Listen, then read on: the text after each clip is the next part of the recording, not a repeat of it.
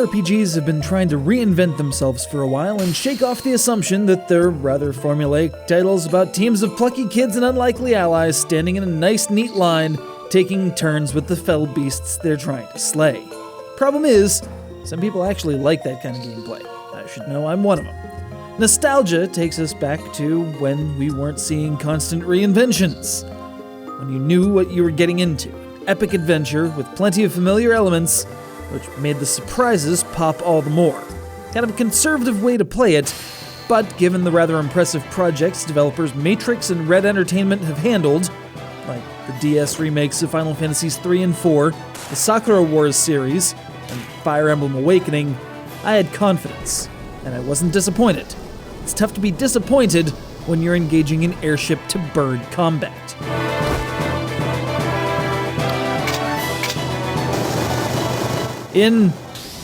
London? Since when is London a small JRPG-ish village? Yeah, it's like folks didn't know how to make a city look like a city until Pokemon's 5th generation or something, which doesn't make sense when you consider Zozo and Forside or other places that look like they should be at least as developed as freaking London. Anyway, your father, Doc Brown, can't make this up, has gone missing, and as plucky stock JRPG protagonist, you're off to follow in his footsteps and find him by starting off in the sewers, slaying monster rats. Basically, picture the most JRPG-ish plot you possibly can and scan it onto an alternate reality version of our own Earth's geography and history, and you'll have the majority of the story here. And the gameplay mechanics, for that matter, as, well, it's kids lining up across from monsters and beating the paint off of them, as per usual.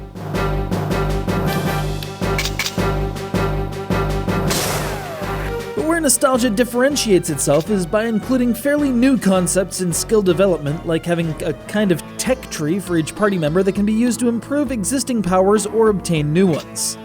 And, of course, aerial combat using your extra-phallic sword-tipped airship as you go up against foes both animal and human for dominance of the skies. These battles play out almost identically to the terrestrial battles you're familiar with, though your party members will have different functions in the operation of the ship, and their skills change slightly. It's not the abject rock-paper-scissors craziness you'd get out of, say, Mugen Souls, but it's a fun little wrinkle to further differentiate it from the old-school RPGs nostalgia sticks so closely to.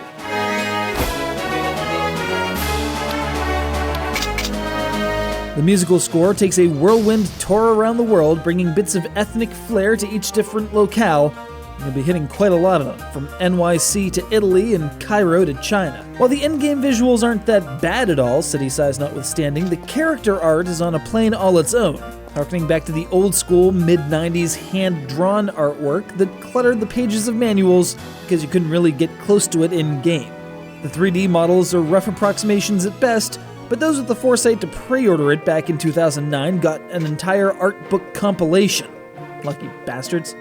If you're not a big JRPG fan, well, you're not going to be nostalgic about what nostalgia's nostalgic about.